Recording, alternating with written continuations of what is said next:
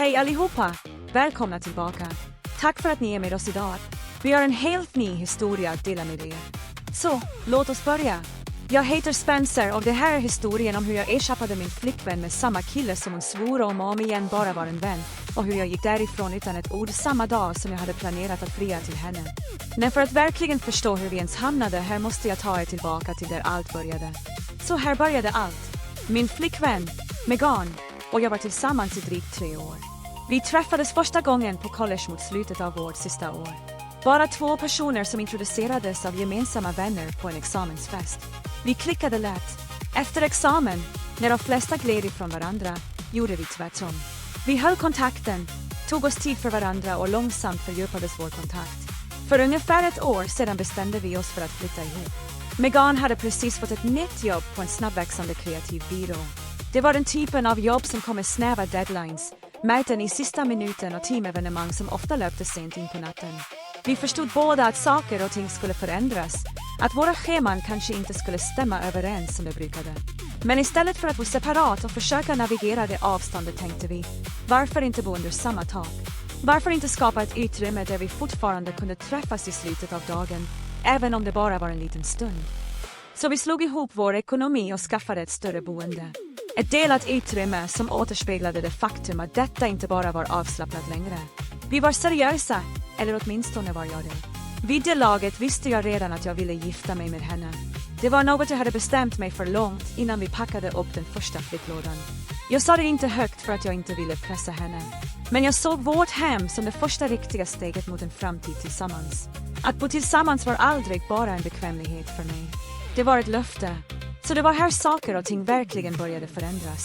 Det hade gått några månader in i Megans nya jobb på den kreativa byrån och jag var stolt över henne. Hon började prata mycket om den här kollegan. Hans namn dyker upp. Hon nämnde roliga saker han sa på jobbet, hur han hjälpte henne att avsluta ett projekt, hur bra han var på det han gjorde, hur han helt enkelt fick det att stämma. Du vet hur någons röst förändras när de pratar om något eller någon de verkligen gillar. Ja, jag började höra det oftare. Först försökte jag spela cool. Helt klart kommer hon att få kontakt med sitt team. Det är inget brott att ha en favoritkollega, eller hur? Men sedan började jämförelsen. Tysta påhopp som inte lät som påhopp om man inte var uppmärksam. Jag skulle ljuga om jag sa att det inte störde mig. Men jag ville inte framstå som svartsjuk eller osäker. Så, sa jag till mig själv, du ska fria och du beter dig som en svartsjuk tonåring. Väx upp. Det låter dumt nu, men just då trodde jag att jag gjorde det mogna genom att vara tyst. En vardagskväll hade jag planerat middag. Bara en av våra vanliga rutiner. Jag väntade på henne. Timmarna gick. Inga samtal. Inga sms. Till slut kom hon in genom dörren. Trött. Jag frågade om hon var okej. Och hon gav mig den vanliga repliken. Jobbet var galet. Vi var tvungna att stanna sent för att möta deadlines. Jag nickade, trots att jag redan var halvvägs genom min middag ensam. Hon bad om ursäkt, sa att hon var hungrig och reste sig sedan upp för att hämta lite vatten. Det var då hennes telefon lyste upp på bordet när hon gick in i köket. Jag tittade och det var ett meddelande från den här kollegan. Det stod, hur är trafiken från din sida? Sedan nästa rad, önskar att du stannade längre hos mig. Min värld stannade. Jag var förvirrad. Hon hade just sagt att hon var på kontoret hela tiden. Men den här killens meddelande stämde inte överens med det påståendet. Önskar att du stannade längre. Längre var? Trafik varifrån? För det är ingen trafik från hennes kontor till vårt hus. Jag tittade tillbaka på hennes telefon. Den var låst. Jag hade inte hennes lösenord. Jag kunde inte se mer. När hon kom tillbaka till bordet tittade jag på henne och bad henne lugnt att låsa upp sin telefon. Hon blev omedelbart defensiv. Varför? Frågade hon. Jag sa att jag hade sett meddelandet från hennes kollega. Jag frågade henne rakt ut. Vad händer mellan er 2? Hon såg chockad ut. Sa att jag överreagerade. Sa att de bara var kollegor som råkade jobba på samma ställe. Men när jag frågade henne igen, öppna bara din telefon och visa mig då, vägrade hon. Sa att jag borde tro henne. Jag anklagade henne inte ens för någonting vid den tidpunkten. Jag ville bara ha klarhet. Men hennes vägran och panik var tillräckligt för att få mig att känna mig oroad. Vi bråkade. Röster höjdes. Känslorna var höga. Till slut stormade hon iväg till sovrummet och smällde igen dörren. Jag satt där i tystnad och rörde inte ens resten av min mat. Nästa dag, efter det där stora grälet om hennes kollega, gick saker och ting inte direkt tillbaka till det normala. Vi pratade knappt. Allt kändes kallt. som om vi var två främlingar som försökte överleva under samma tak. Jag var inte säker på vad som gjorde mest ont, möjligheten att hon ljög för mig, eller hur hon fick mig att känna mig galen för att jag ens frågade. Megan blev mer hemlighetsfull, särskilt med sin telefon. Hon brukade lämna den liggande i soffan eller köksbänken, med framsidan uppåt. Nu låg den alltid antingen i hennes hand eller med framsidan nedåt. Ibland till och med instoppad i bakfickan, som om hon var rädd att den skulle avslöja någon slags hemlighet om hon lämnade den obevakad i mer än 5 sekunder. Hennes arbetstider blev ännu längre. Och jag märkte att det aldrig bara var en sen kväll. Det blev ett mönster. Hon kom tillbaka trött, ibland surrad, alltid med samma ursäkt. Det är bara så branschen är. Jag valde att hålla allt inom mig. Jag övertygade mig själv om att det var bättre att titta i tystnaden än att knuffa henne längre bort.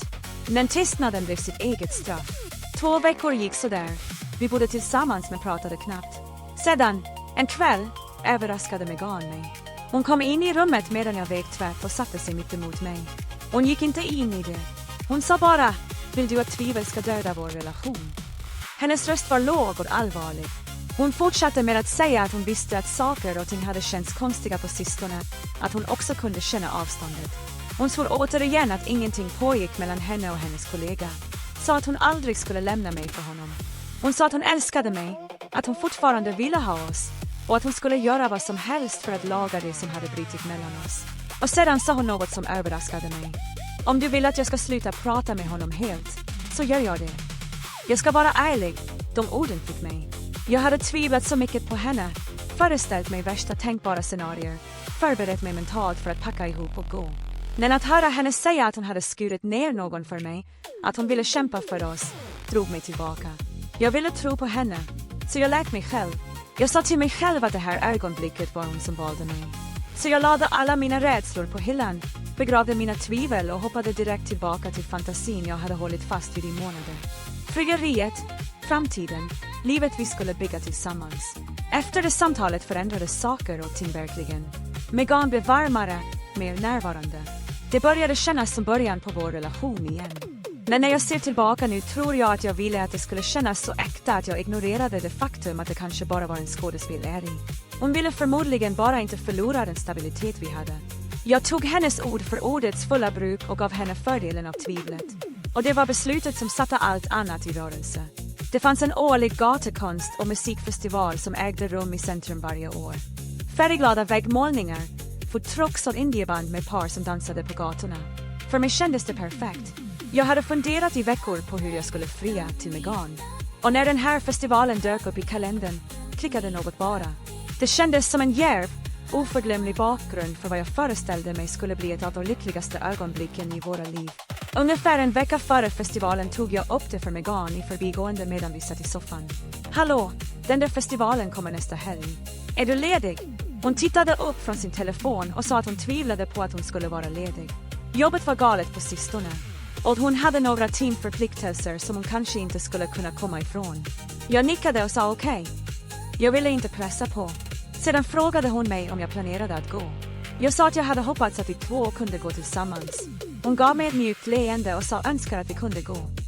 Sedan, nästan som om hon var snäll, tillade hon. Men gå inte utan mig, okej. Låt oss bara gå till det där andra evenemanget om några veckor när jag är ledig. Vi gör det speciellt. I mitt sinne kändes det som att hon var omtänksam. Som om hon ville att vi skulle ha det minnet tillsammans. Jag tog det som ett tecken på att hon var omtänksam. Hela det samtalet gav mig hopp.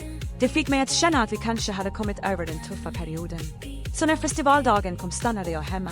Hon hade redan bekräftat den morgonen att hon skulle komma tillbaka sent igen. Jag tänkte inte så mycket på det. Det var då en av mina vänner ringde, upphetsad över festivalen och frågade om jag skulle åka. Jag sa att jag inte skulle. Och när han frågade varför tvekade jag. Jag kunde inte bara komma ut och säga, tja, Megan sa ju åt mig att inte gå. Det skulle låta konstigt. Så jag vek undan, men han fortsatte att pressa på och till slut gav jag bara med mig. Jag tänkte att hon ändå inte skulle vara där.